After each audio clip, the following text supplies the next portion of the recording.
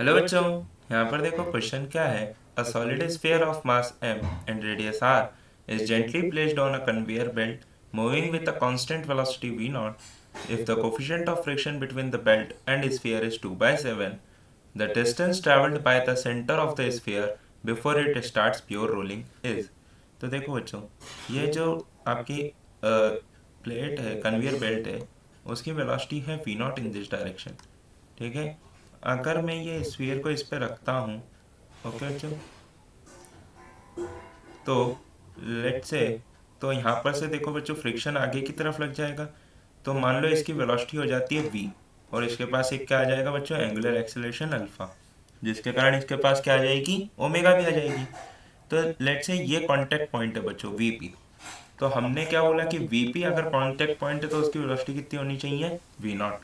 सो after time T, मान लो इसकी वेलोसिटी हो गई v, और इसकी एंगुलर वेलोसिटी कितनी हो गई बच्चों, ओमेगा। तो v naught is equal to, मैं कितना लिख सकता हूँ, v plus R omega. Okay. अब ध्यान से देखो बच्चों, omega is equal to omega naught plus alpha T. तो ओमेगा नॉट वॉज जीरो बच्चों, तो ओमेगा इज इक्वल टू कितना लिख सकता हूँ मैं, अल्फा टी। और सिमिलरली v इक्वल टू क्या होता है बच्चों, u प्लस ए टी। तो v इक्वल टू क्या हो जाएगा, जीरो प्लस ए इंटू टी। ओके। सो यहाँ पर से देखो बच्चों, v नॉट इक्वल टू क्या लिख सकता हूँ मैं, A T plus R into alpha into T. Okay. अभी इसको इतने पर रखते हैं। अब देखो बच्चों, friction force is equal to कितना हो जाएगा, म्यू एम जी के बराबर। फ्रिक्शन फोर्स हमारा कितना हो जाएगा, म्यू एम जी के बराबर। तो ये इसको एक तो बच्चों क्या दे देगा, horizontal acceleration. So M A is equal to कितना लिख देंगे हम, म्यू एम जी।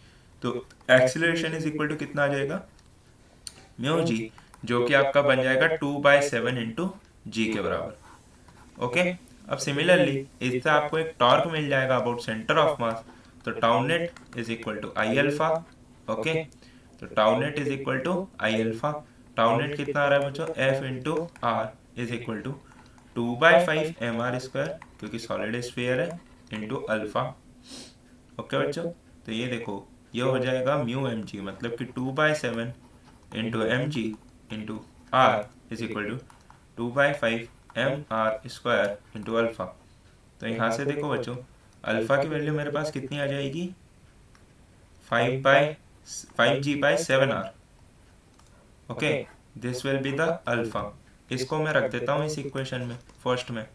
तो देखो बच्चों, V naught is equal to 2/7 into G into T plus 5g/7r into R into T.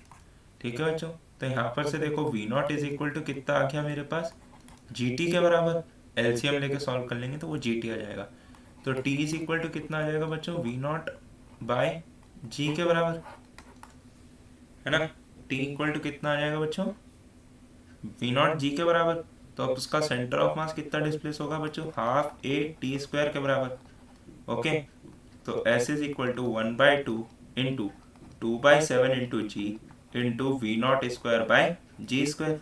तो यहाँ से देखो बच्चों, डिस्प्लेसमेंट कितना आ जाएगा मेरे पास, 2 से 2 विल गेट कैंसल आउट। तो यहाँ आ रहा है V naught square by 7g। Okay. So option A will be the correct choice.